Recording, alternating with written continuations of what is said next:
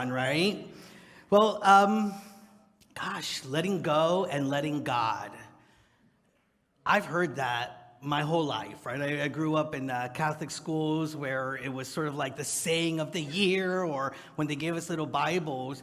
And it was only when I came to Unity for the first time, really, that I started to realize what it actually implied to let go and let God. Because it's not for me at least, it's not a let go, let God, and just sort of like get it out of your mind, right?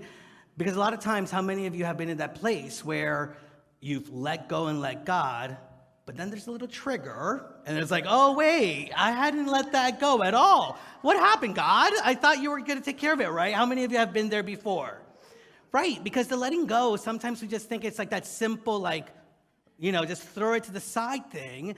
And for me, what I've come to realize is that there's some work to be done within that there is some responsibility that I have to working it so that then I am more fully open to allowing God to express itself, to show up through me in whatever situation that it may be. Now, my goodness, the year is almost over. We only have a few more hours, before the new year begins. And so it's a really powerful time to be in the question of what it is that we want to release, what it is that we want to let go of as something new is emerging, is coming in the horizon.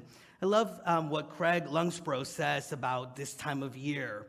He says, the priceless lesson in the new year is that endings birth beginnings, and beginnings birth endings. And in this elegantly choreographed dance of life, neither ever find an end in the other.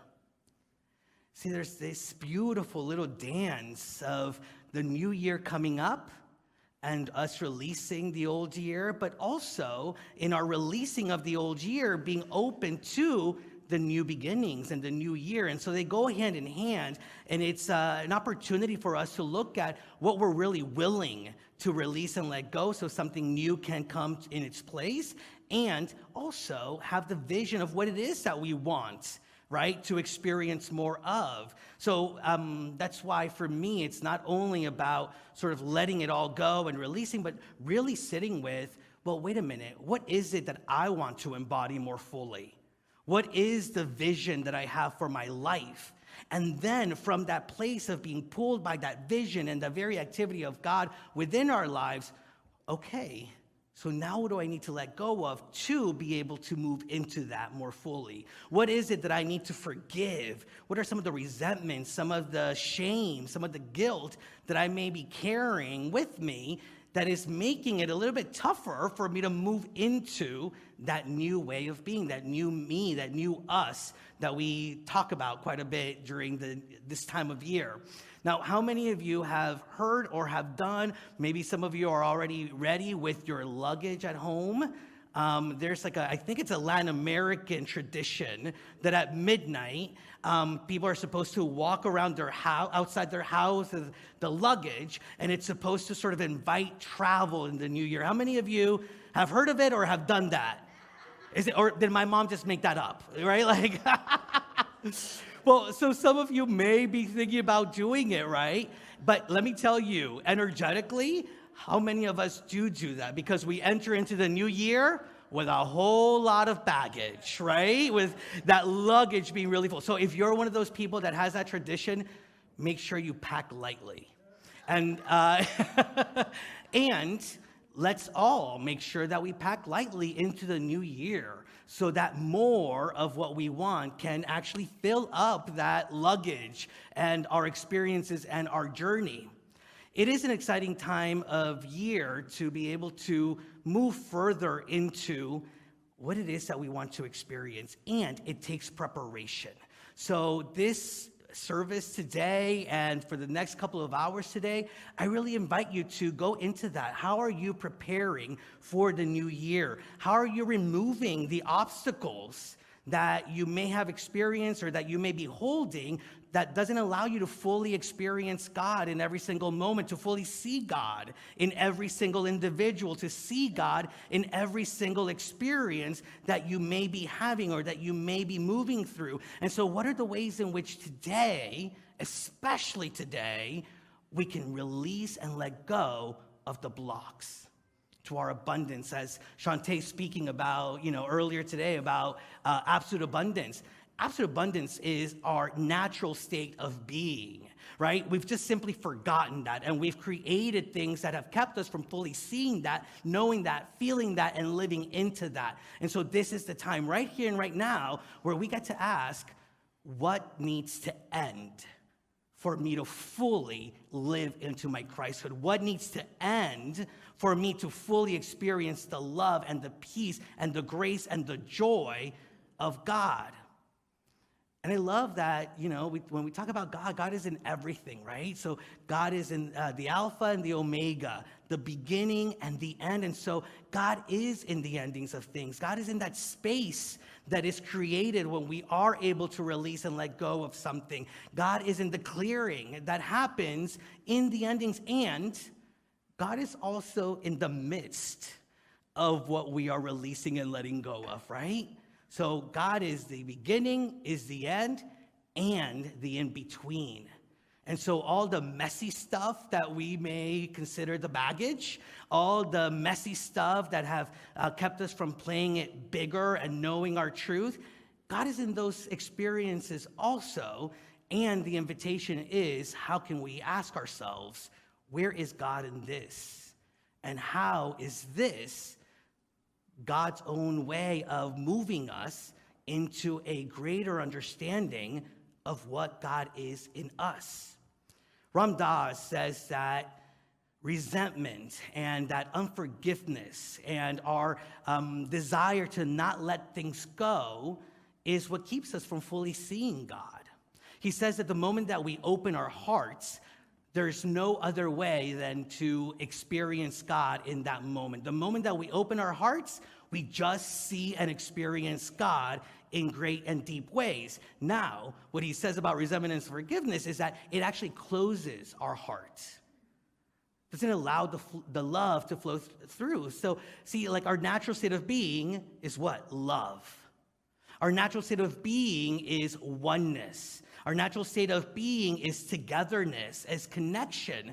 And the moment that we close off our heart through unforgiveness, through resentments that we may hold, all of a sudden what we're not doing is letting God be God as the love that is within us, asking to be expressed within our life and within us. And so that's what I mean when I say to let go and let God.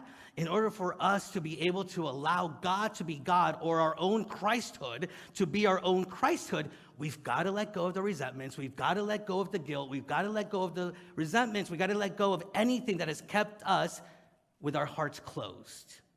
And I know that all of us here in this very room and watching from home, we're loving people. That's our divine nature, and it shows up in really beautiful ways. And I think if you're like me, human, that there are places where our hearts may be closed, relationships where our hearts may be a little bit more closed. And that keeps the energy of God from fully being able to be expressed. Every time that we're faced with someone to whom we've held a grudge with, or even the grudges that we've held about ourselves, how many of us can sometimes find ourselves in resenting the way we reacted? The way that we didn't fully live into our truth. How many of us can move into that space of shame and guilt about, I should have known better. But we get so stuck in the I should have known better that we don't do better. We get so stuck in the I should have done better that we don't allow better to rise up. Ram Dass says, every time you close off something with judgment, it's as if you take a bit of energy and you lock it away and make it unavailable to you, until pretty soon you are exhausted. You don't have any energy because you are so busy. How many of you are done with being busy with the things that no longer serve you? Right? Like, this is the opportunity right now to let it go. There are so many other things that we could be busy with. How about being busy with creating the life of our dreams? How about being busy with creating a peace that surpasses all understanding and rises up not only within our lives, but in the life of every nation, in the life of the world? How about being busy with being agents of heaven here on earth? Those are the things that I want to be busiest with. And I believe that you are also. And so it is time to let go of the other stuff that is taking our time, it is taking our energy, and it is taking us away from fully acknowledging who we have come here to be.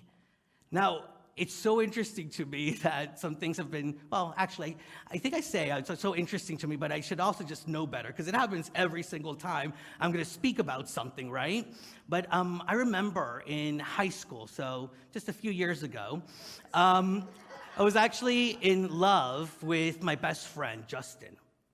And I can't even tell you what Justin did in high school. He did something that upset me. What I do remember, though, is that I started telling my other friends, you know, I'm just such a forgiving person that I'm already wanting to forgive him, but I've got to show him that it can't be that easy.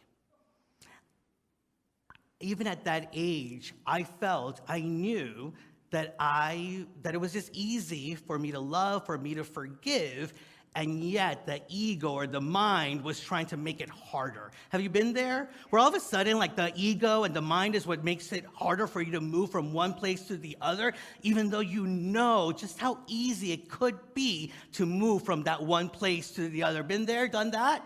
And so I had that experience, and I have to tell you that one, I can't remember what Justin did, but I can remember what happened as a result of me wanting to keep that resentment and not forgive him.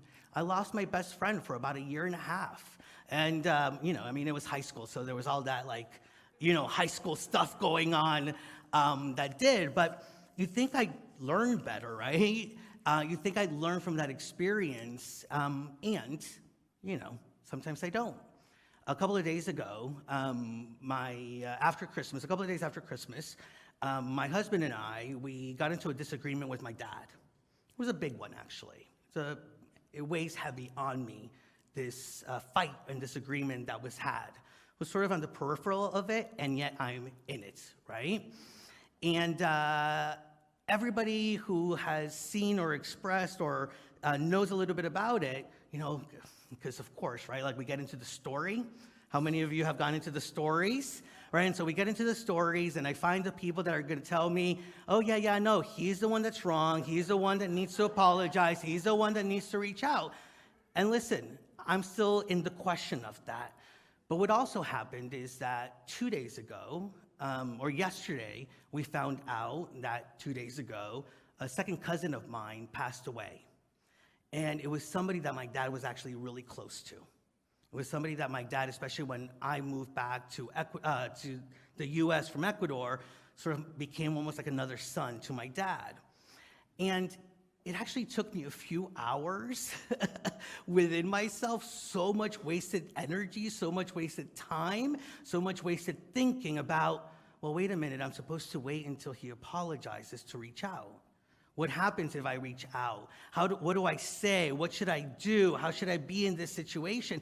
And it got me really busy up here and not busy down here. Until the moment that I thought to myself, you know what? This is what I need to not stop.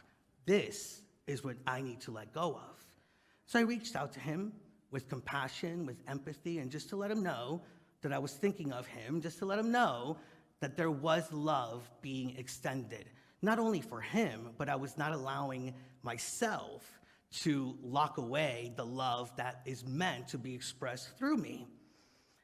And listen, I did reach out. I am still in the question of how I'm supposed to be in this sort of experience, but I'm in the place this morning of really being grateful that I'm in the question.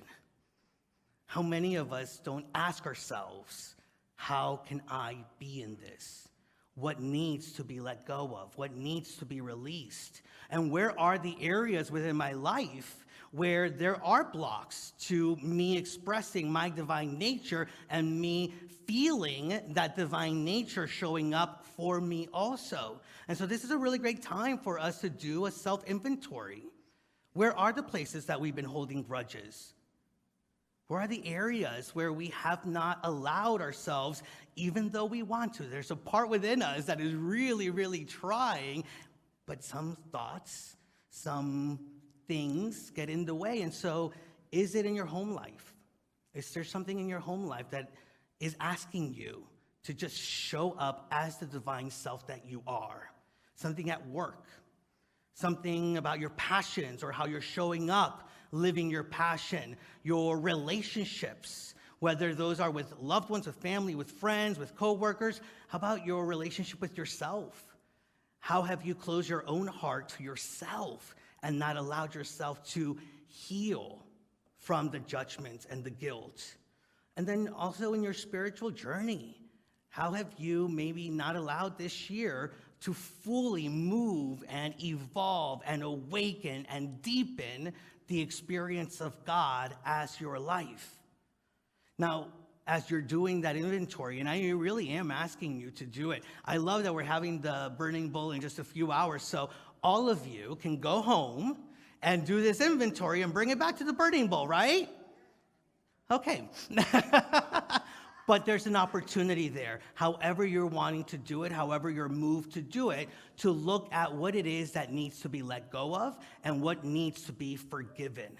And before you write off not only relationships, but maybe even the challenges and the issues with the relationship or the challenge at work, what way can we move into that process of releasing and also sit back, look at it, and move to a place of gratitude? What did this bring me?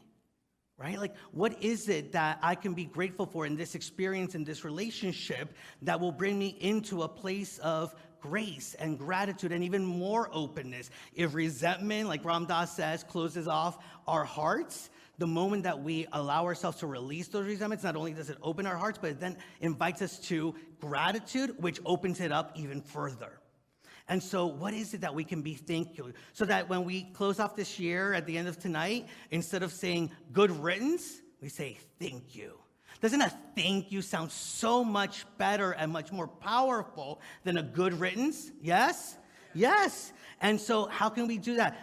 Spiritual guru Oprah Winfrey says, true forgiveness is when you can say thank you for the experience.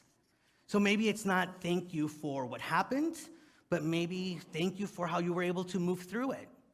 Maybe it's not thank you for the heartbreak, but thank you for the resilience that you're now able to notice within yourself that can move through any challenge or difficulty that may lie ahead. Maybe it's not a thank you for any of the hurt that has been caused or what happened to you, but the way in which you were able to respond to it and the way that you were able to not close your heart, or maybe close your heart but be in this very moment and say no more.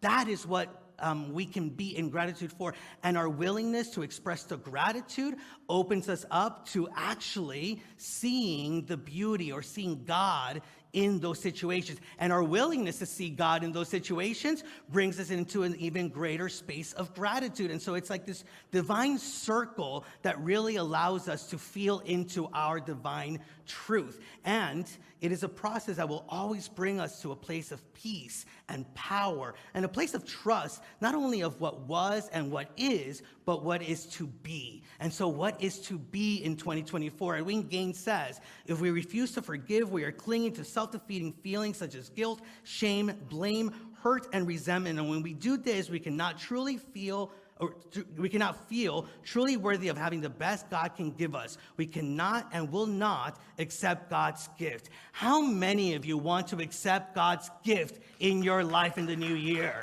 How many of you know that there are miracles and blessings just around the corner in the new year? Well, then it's time for us to allow ourselves to feel worthy of living into them. We cannot deny someone some part of God's gift that moves through us without denying it of ourselves. The moment that we deny somebody our love, we are denying ourselves the opportunity to embody the love that God is in us. And so this is not only about a freedom or a letting go so that the other person can rise up in our minds, in our thoughts, in our hearts, but this is also the freedom to be God in expression in the world and to know God more deeply. 2024 can be that year, and the end of 2023 can really be the prep work that moves us into that space. So what is being asked of us in these, or what am I asking of you as I'm asking of me in these next few hours,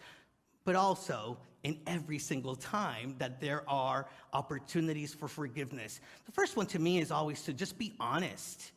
Be honest. What is it that I'm holding from somebody? What is it that I'm holding in a relationship? Where are the spaces where forgiveness is being asked of me? Where are the places that I'm holding resentment? And asking ourselves, have we really let it go? Have we really allowed the very activity of God to move through that experience? And so to be honest with ourselves. Again, the heart, the divinity within us wants to express. The ego and the thought is what sometimes wants to keep us stuck, partly to have control over us and to not allow our divine nature to be what flows from us. And so then the opportunity is then to move into willingness. What are we willing to do in order to release and to let go? How can we stop the ego from keeping us from shutting the place of the heart? And so speaking out that we are willing, and speaking out that we are willing so much that we can take action so that we can move into the next phase, which is to be done with it. To be done with it, to do what it is that we need to do to be done with it. A releasing ceremony like the burning bowl, or maybe other forgiveness work. Like, for example, Edwin Gaines does the 70 times 7 from the Bible verse, where anytime that she feels that there's some forgiveness that needs to be done, she will write down, I forgive so-and-so, whatever their name is, or ourselves, our own name, 70 times for 7 days. There's so many different ways of forgiveness and releasing. Another way maybe is to take time of your day and just ask yourself, who have I kept out of my heart? Who have I shut my heart to today? What experience have I not fully felt God's presence within?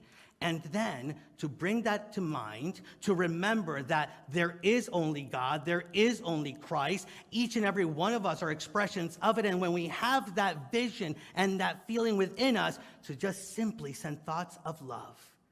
And that can be the Christ within me blesses the Christ within you. The Christ within me sees the Christ within you. Or it can simply be bring those individuals or situations to mind and just as a mantra, love, love, love, love. The most important thing is to acknowledge that we are willing and able, and now is the time to let it go.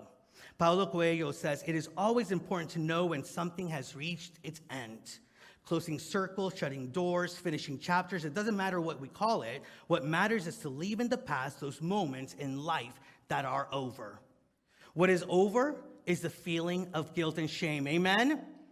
What is over is keeping yourself from expressing the love that God is through you. Amen? What is over is you thinking that there is anything that can keep you from experiencing a God's abundance and wholeness and love and to embody it more fully. Amen?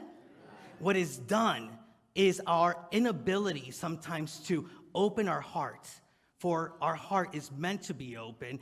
Our heart will push to open itself. And so it's just a matter of us allowing the heart to do what the heart does. I really invite you to move through this time with intention, with attention, and with the understanding that God will be God as we let go. May all your beginnings in 2024 be preceded by beautiful, touching, and life-changing 2023. Namaste. Thank you so much for visiting our YouTube channel. We post new videos every week to keep you positive, present, and inspired to your divinity. Please click on the subscribe button below and also that notification bell. Remember to share this with your friends and your family, those that you know will be inspired just like you have been. And always remember that we love you, that we bless you, that we behold the Christ in you, and we see you doing great things. Thanks and take care.